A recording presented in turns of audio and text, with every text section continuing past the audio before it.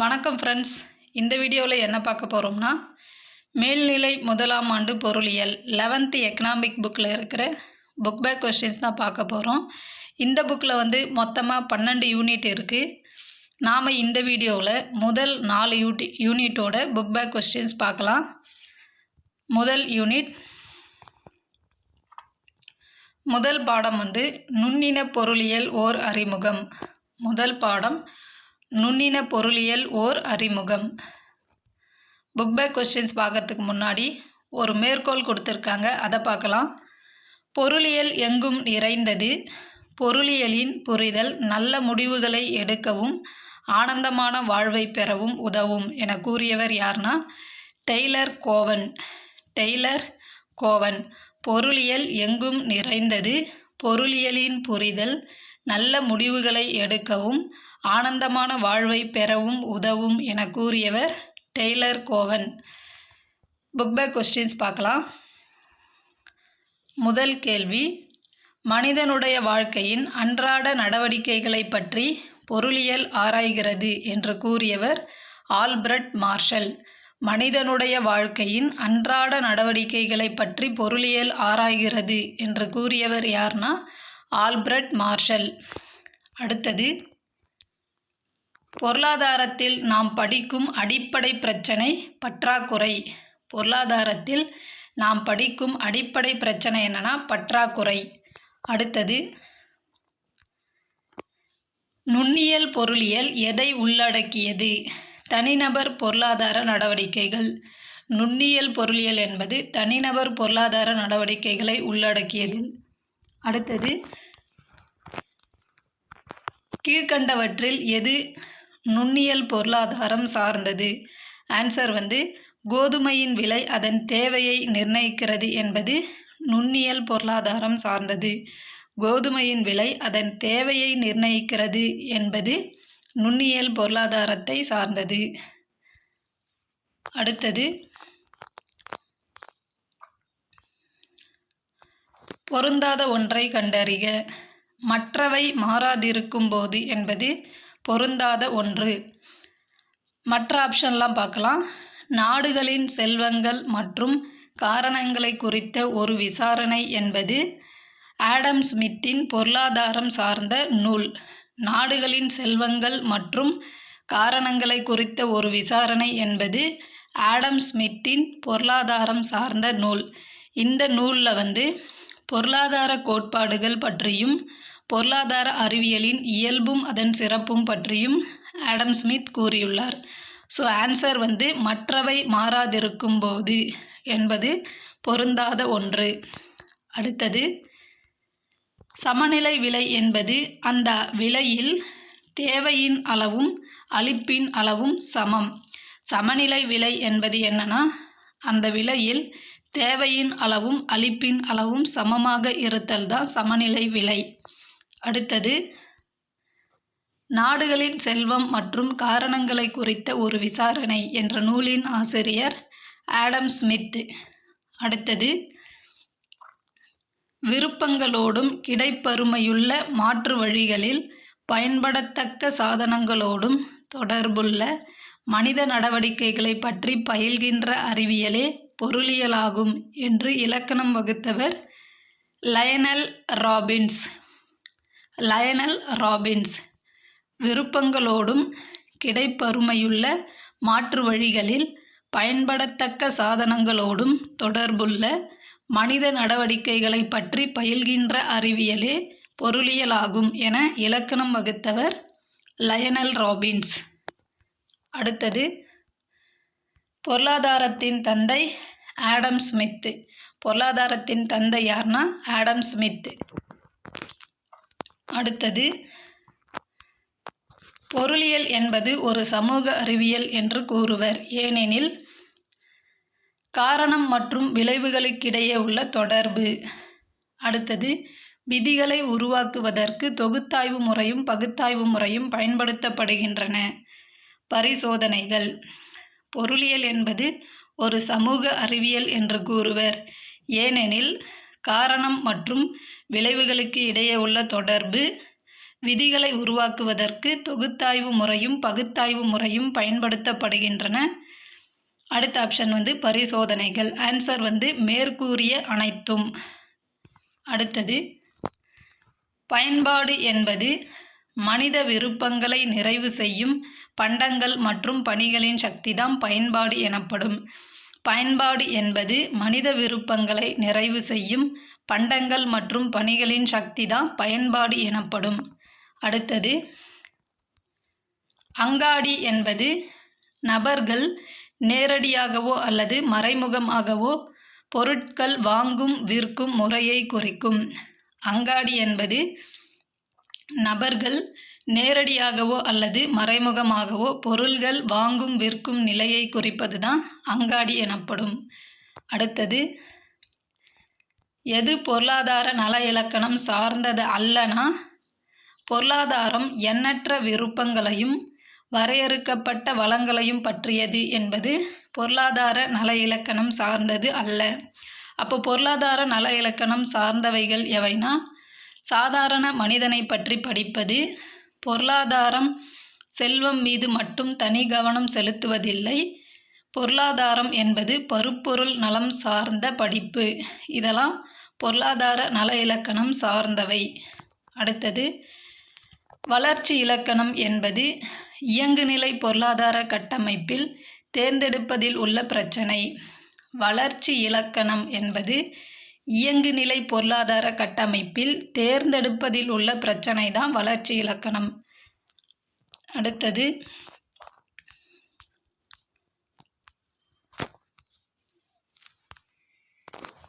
பொதுவாக எந்த கோட்பாடு நுண்ணியல் பொருளாதாரத்தை உள்ளடக்கியது? விலை கோட்பாடு. ஆன்சர் வந்து விலை கோட்பாடு. பொதுவாக எந்த கோட்பாடு நுண்ணியல் பொருளாதாரத்தை உள்ளடக்கியதுன்னா விலை கோட்பாடு. அடுத்தது, டேஷ் பரிமாற்ற மதிப்பை கொண்டுள்ளவை. அவற்றின் உரிமையாளர் உரிமைகளை நிறுவவும் மாற்றவும் முடியும். ஆன்சர் பண்டங்கள். பண்டங்கள் பரிமாற்ற மதிப்பை கொண்டுள்ளவை. அவற்றின் உரிமையாளர் உரிமைகளை நிறுவவும் பரிமாற்றவும் முடியும். அடுத்தது, பயன்பாட்டின் சரியான பண்புகளை அடையாளம் காண்க. பயன்பாட்டின் சரியான பண்பு, இது நுகர்வோரின் மனநிலையை சார்ந்தது. நுகர்வோரின் மனநிலையை சார்ந்தது. பயன்பாடு என்பது நுகர்வோரின் மனநிலையை சார்ந்தது. அடுத்தது, பற்றாக்குறை பொருளாதார இலக்கணத்தின் ஆசிரியர் ராபின்ஸ். பற்றாக்குறை பொருளாதார இலக்கணத்தின் ஆசிரியர் யார்னா லயனல் ராபின்ஸ். அடுத்தது, தனி கருத்திலிருந்து பொது கருத்து பெறும் முறை தொகுத்தாய்வு முறை. தனி கருத்திலிருந்து பொது கருத்து பெறும் முறை என்பது தொகுத்தாய்வு முறை. அடுத்தது, விற்பனை செய்யும் பொருள்களை எதனால் பெருக்கினால் மொத்த வருவாய் கிடைக்கும்? விலை. விற்பனை செய்யும் பொருள்களை அதன் விலையால் பெருக்கினால் மொத்த வருவாய் கிடைக்கும். அவ்வளோதான் ஃப்ரெண்ட்ஸ். அடுத்த யூனிட் பார்க்கலாம். அடுத்தது second unit. Second unit name நுகர்வு பகுப்பாய்வு. இந்த யூனிட்டோட புக் பேக் கொஸ்டின்ஸ் பார்க்கலாம். அதுக்கு முன்னாடி இந்த மேற்கோள் பார்த்துடலாம். பொருளியல் நடவடிக்கையின் ஒரே நோக்கம் நுகர்வே என கூறியவர் ஜே.எம். கீன்ஸ். பொருளியல் நடவடிக்கையின் ஒரே நோக்கம் நுகர்வே என கூறியவர் ஜே.எம். கீன்ஸ். புக் பேக் கொஸ்டின்ஸ் பார்க்கலாம்.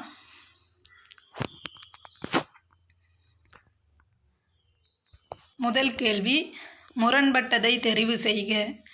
ஆடம்பர பண்டங்கள், வசதி பண்டங்கள், அத்தியாவசிய பண்டங்கள், விவசாய பொருள்கள். ஆன்சர் வந்து விவசாய பொருள்கள். ஆடம்பர பண்டங்கள், வசதி பண்டங்கள், அத்தியாவசிய பண்டங்கள் என்பது பண்டங்களின் வகைகள். விவசாய பொருள்கள் என்பது முரண்பட்ட ஒன்று.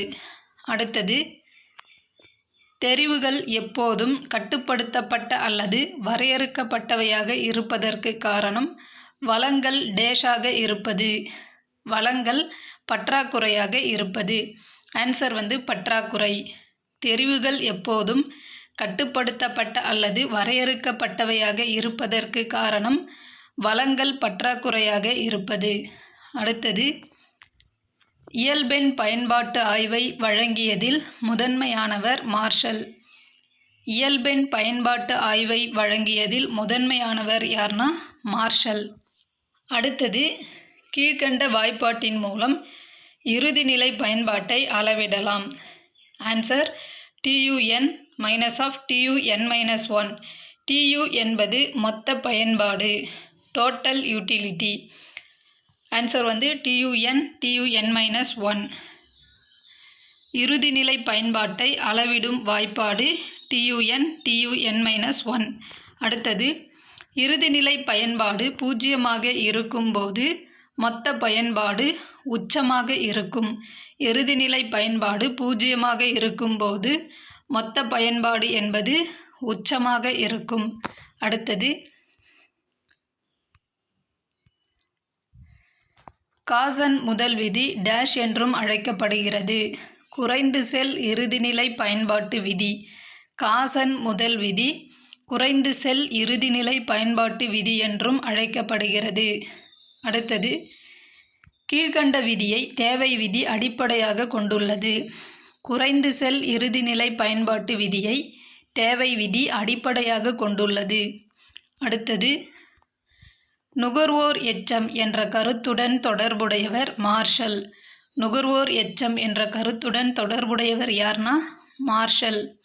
அடுத்தது, தகுவிலை ரூபாய் 250 மற்றும் உண்மை விலை ரூபாய் 200 உள்ளது. நுகர்வோர் எச்சத்தை காண்க. நுகர்வோர் எச்சம் வந்து 50 ரூபாய், தகுவிலை ரூபாய் 250. தகுவிலை அப்படின்னா நுகர்வோர் கொடுக்க விரும்பும் விலை.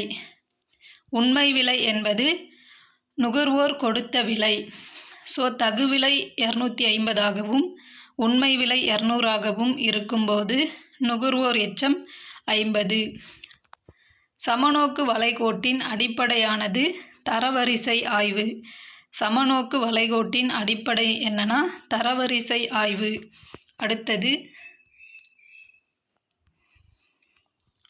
தேவை நெகிழ்ச்சி என்ற கருத்தை அறிமுகப்படுத்தியவர் மார்ஷல்.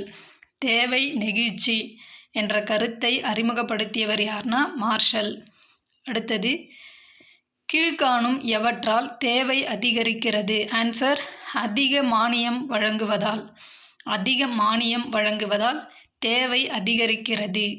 அடுத்தது, கொடுக்கப்பட்ட தேவை வளைகோட்டில் நகர்ந்து செல்லுதல் கீழ்கண்டவாறு அழைக்கப்படுகிறது. தேவை கூடுதல் மற்றும் குறைதல். தேவை வளைகோட்டில் நகர்ந்து செல்லுதல் தேவை கூடுதல் மற்றும் குறைதல் என அழைக்கப்படுகிறது. அடுத்தது, மிகைத்தேவை நெகிழ்ச்சி உள்ள தேவை கோட்டின் வடிவமானது டேஷ் மெதுவாக சரியும். மிகைத்தேவை நெகிழ்ச்சி உள்ள தேவை கோட்டின் வடிவமானது மெதுவாக சரியும்.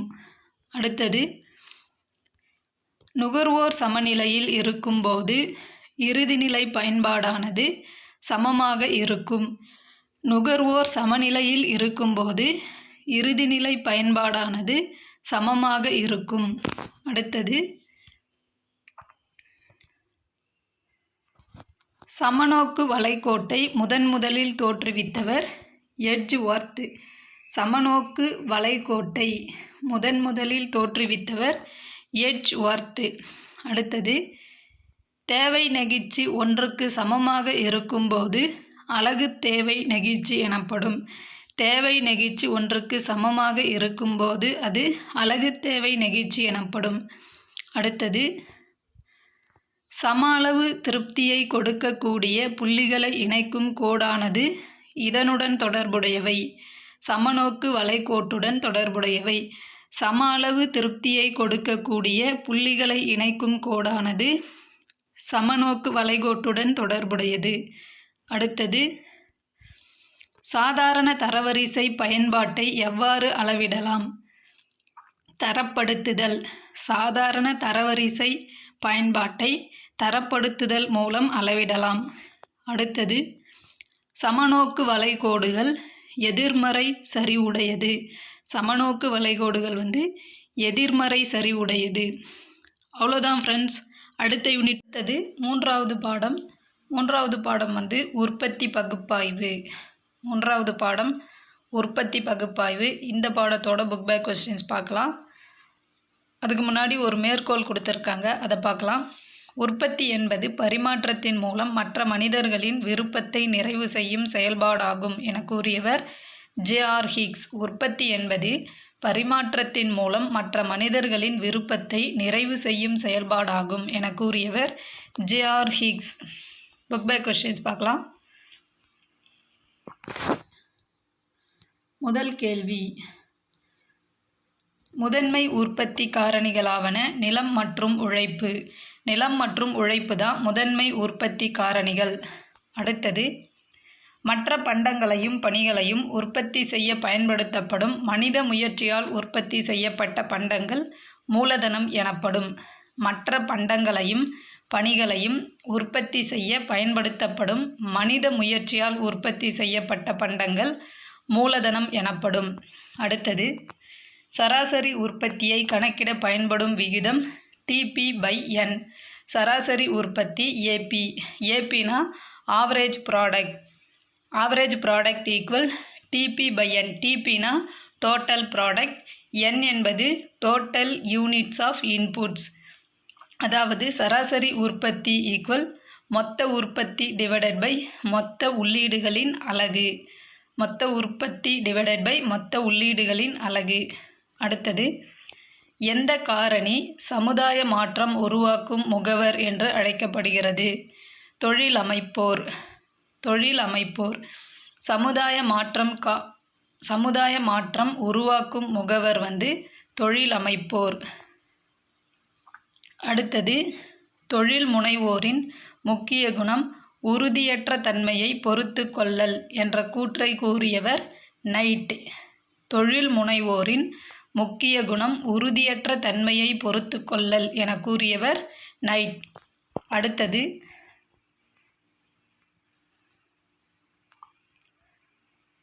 ஒரு நிறுவனத்தின் உள்ளீடு வெளியீடுகளுக்கு இடையே உள்ள இயல்பான தொடர்பை தருவது உற்பத்தி சார்பு.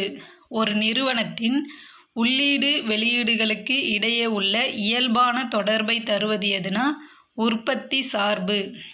அடுத்தது, ஒரு நிறுவனம் 5 அலகுகள் உற்பத்தி காரணிகளை பயன்படுத்தி 24 அலகுகளை உற்பத்தி செய்கிறது. ஓரலகு உற்பத்தி காரணியை அதிகரிக்கும் போது உற்பத்தி 30 அலகுகளாக உயர்கிறது எனில் சராசரி உற்பத்தியை கணக்கிடுக. சராசரி உற்பத்தி 5. சராசரி உற்பத்தி ஈக்குவல் TP/N. ஃபார்முலா ஏற்கனவே பார்த்தோம். சராசரி உற்பத்தி ஈக்குவல் TP/N. இங்கே N என்பது உற்பத்தி காரணிகள். உற்பத்தி காரணிகள் ஏற்கனவே 5ன்னு கொடுத்துருக்காங்க. அதை மேலும் ஓர் அலகு உற்பத்தி காரணியை அதிகரிக்கும் போது, அப்போ 5 + 1 6. 6ஆக அதிகரிக்கும் போது தான் 30 அலகுகள் உயர்கிறதுன்னு சொல்லியிருக்காங்க. அப்போ 30/6 ஈக்குவல் 5.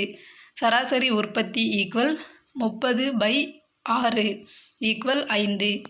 அடுத்தது, குறுகிய கால உற்பத்தி சார்பு எதன் மூலம் அறியப்படுகிறதுனா மாறும் விகித அளவு விளைவு விதி. குறுகிய கால உற்பத்தி சார்பு எதன் மூலம் அறியப்படுகிறது? மாறும் விகித அளவு விளைவு விதியின் மூலம் அறியப்படுகிறது.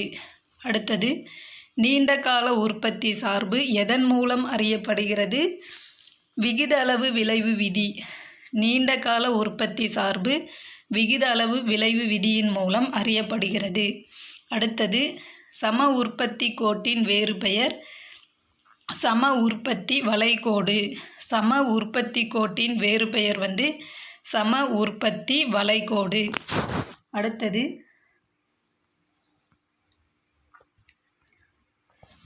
நிறுவனத்தின் உள்ளிருந்து தோன்றும் சிக்கனத்திற்கு காரணமாக அமைவது எது? நிறுவனத்தின் உள்ளிருந்து தோன்றும் சிக்கனத்திற்கு காரணமாக அமைவது நிதி தொழில்நுட்பம் மேலாண்மை. நிதி தொழில்நுட்பம் மேலாண்மை தான் நிறுவனத்தின் உள்ளிருந்து தோன்றும் சிக்கனத்திற்கு காரணமாக அமைகிறது. அடுத்தது, காப்-டக்ளஸ் உற்பத்தி சார்பு எதனை அடிப்படையாக கொண்டது? மாறா விகித விளைவு விதியை அடிப்படையாக கொண்டது. காப் டக்ளஸ் உற்பத்தி சார்பு எதனை அடிப்படையாக கொண்டதுன்னா மாறா விகித விளைவு விதியை அடிப்படையாக கொண்டது. அடுத்தது, உற்பத்தி காரணிகளை 5% அதிகரித்தால் வெளியீடு 5%க்கு மேல் அதிகரிப்பது எந்த விகித விளைவு விதியை சார்ந்தது? வளர்ந்து செல் விகித விளைவு விதி. உற்பத்தி காரணிகளை 5% அதிகரித்தால் வெளியீடு 5%க்கு மேல் அதிகரிப்பது எந்த விகித விளைவு விதியை சார்ந்ததுன்னா வளர்ந்து செல் விகித விளைவு விதி. அடுத்தது, கீழ்கண்டவற்றுள் எது நிலத்தின் சிறப்பியல்பு அல்ல? இயங்கும் தன்மையுடையது என்பது நிலத்தின் சிறப்பியல்பு அல்ல.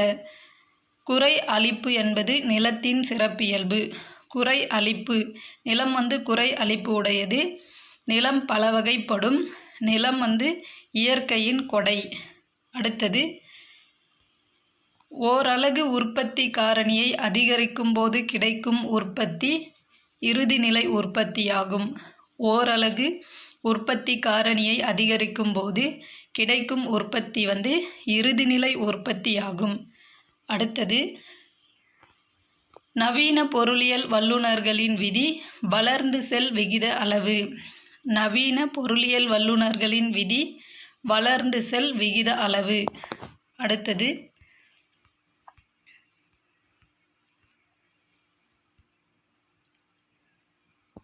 உற்பத்தியாளர் சமநிலையை அடையும் புள்ளி எதுனா MRTSம் விலை வீதமும் சமமாக இருத்தல். உற்பத்தியாளர் சமநிலையை அடையும் புள்ளி MRTSம் விலை வீதமும் சமமாக இருந்தால் உற்பத்தியாளர் சமநிலையை அடையும் புள்ளின்னு சொல்கிறாங்க. MRTS என்பது marginal rate of technical substitution. MRTS என்பது marginal rate of technical substitution. அடுத்தது, பொருளின் விலைக்கும் அளிப்பிற்கும் இடையே உள்ள தொடர்பு நேர்மறையானது. பொருளின் விலைக்கும் அளிப்பிற்கும் இடையே உள்ள தொடர்பு நேர்மறையானது. அதாவது, பொருளின் விலை அதிகரித்தால் அளிப்பு என்பது பொருளின் அளவு. பொருளின் விலை அதிகரித்தால் பொருளின் அளவும் அதிகரிக்கும். பொருளின் விலை குறைந்தால் பொருளின் அளவும் குறையும். இதுதான் நேர்மறையான தொடர்புன்னு சொல்கிறாங்க. அடுத்தது, சராசரி உற்பத்தி குறையும் போது இறுதிநிலை உற்பத்தி சராசரி உற்பத்தியை விட குறைவாக இருக்கும். சராசரி உற்பத்தி குறையும் போது இறுதிநிலை உற்பத்தி சராசரி உற்பத்தியை விட குறைவாக இருக்கும். அடுத்தது, உற்பத்தி சார்பு இவற்றிற்கு இடையே உள்ள தொடர்பை விளக்குகிறது. உற்பத்தி சார்பு உள்ளீட்டு அளவிற்கும் வெளியீட்டு அளவிற்கும் இடையே உள்ள தொடர்பை விளக்குகிறது. உற்பத்தி சார்பு இவற்றிற்கு இடையே உள்ள தொடர்பை விளக்குகிறது. உற்பத்தி சார்பு உள்ளீட்டு அளவிற்கும் வெளியீட்டு அளவிற்கும் இடையே உள்ள தொடர்பை விளக்குகிறது. அவ்வளோதான் ஃப்ரெண்ட்ஸ். அடுத்த யூனிட் பார்க்கலாம். அடுத்தது 4th யூனிட். 4th யூனிட் செலவு மற்றும் வருவாய் பற்றிய ஆய்வு. 4th யூனிட் நேம் செலவு மற்றும் வருவாய் பற்றிய ஆய்வு. இந்த யூனிட்டோட புக் பேக் கொஸ்டின்ஸ் பார்க்கலாம். அதுக்கு முன்னாடி இந்த மேற்கோள் பார்க்கலாம். பெரிய தடைகளை தாண்டி வருவாயை உயர்த்த வேண்டும் என கூறியவர் டெய்லர் கோவன். பெரிய தடைகளை தாண்டி வருவாயை உயர்த்த வேண்டும் என கூறியவர் டெய்லர் கோவன். புக் பேக் கொஸ்டின்ஸ் பார்க்கலாம். முதல் கேள்வி, செலவு என்பது உற்பத்தி. உற்பத்திக்காக செலவு செய்கிறது தான் செலவுன்னு சொல்கிறாங்க. செலவு என்பது என்னன்னா உற்பத்தி. இரண்டாவது கொஸ்டின், செலவு சார்புகளை டேஷ் சார்புகள் எனலாம். செலவு சார்புகளை உற்பத்தி சார்புகள் எனலாம். ஆன்சர் உற்பத்தி. அடுத்தது, பணச்செலவை டேஷ் செலவு என்றும் அழைக்கலாம். ஆன்சர் வெளியீறு செலவு. பணச்செலவை வெளியீறு செலவு என்றும் அழைக்கலாம். அடுத்தது, வெளியுறு செலவுகள் மற்றும் உள்ளூர் செலவுகளின் கூடுதல் டேஷ் செலவாகும். ஆன்சர் பொருளாதார செலவாகும். வெளியுறு செலவுகள் மற்றும் உள்ளூர் செலவுகளின் கூடுதல் பொருளாதார செலவாகும். அடுத்தது, வெளியுறு செலவுகள் என்பது கையிலிருந்து செய்யும் செலவுகள். வெளியுறு செலவுகள் என்பது கையிலிருந்து செய்யும் செலவுகள். அடுத்தது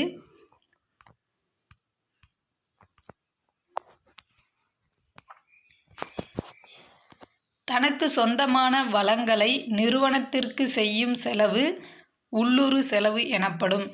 தனக்கு சொந்தமான வளங்களை நிறுவனத்திற்கு செய்யும் செலவு உள்ளுறு செலவு எனப்படும். அடுத்தது உற்பத்தியின் எல்லா மட்டங்களிலும் மாறாத செலவுகள் மாறா செலவு எனப்படும். உற்பத்தியின் எல்லா மட்டங்களிலும் மாறாத செலவுகள் மாறா செலவு எனப்படும்.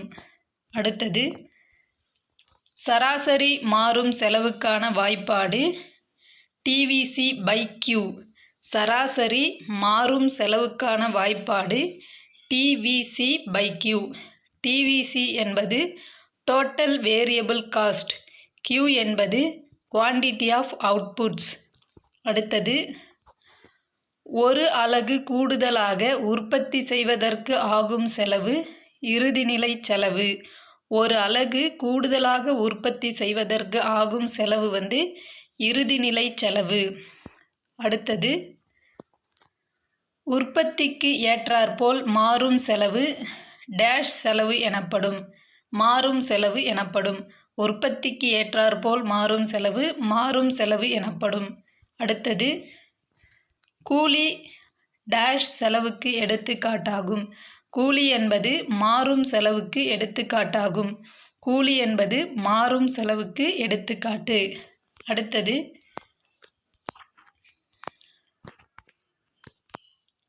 ஒரு அலகு உற்பத்திக்கான செலவு டேஷ் செலவாகும். சராசரி செலவு. ஒரு அலகு உற்பத்திக்கான செலவு சராசரி செலவாகும். அடுத்தது சராசரி செலவுக்கான வாய்ப்பாடு TC/Q. சராசரி செலவுக்கான வாய்ப்பாடு TC/Q. TC என்பது டோட்டல் காஸ்ட், Q என்பது குவான்டிட்டி ஆஃப் அவுட்புட்ஸ். அடுத்தது மொத்த மாறா செலவு 100, மொத்த மாறும் செலவு 125 எனில் மொத்த செலவை கணக்கிடுக. மொத்த செலவு ஆன்சர் 225. மொத்த செலவு என்பது மொத்த மாறா செலவு ப்ளஸ் மொத்த மாறும் செலவு. 100 + 125 225. அடுத்தது நீண்டகால சராசரி செலவு கோடு டேஷ் கோடு என அழைக்கப்படுகிறது. திட்டக்கோடு. நீண்டகால சராசரி கோடு திட்டக்கோடு என அழைக்கப்படுகிறது. அடுத்தது பொருள்களின் விற்பனை மூலம் கிடைக்கும் வருமானம் டேஷ் வருவாயாகும். மொத்த வருவாய். பொருள்களின் விற்பனை மூலம் கிடைக்கும் வருமானம் மொத்த வருவாயாகும். அடுத்தது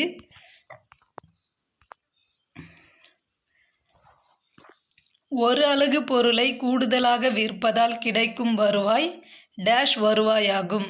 இறுதிநிலை வருவாய்.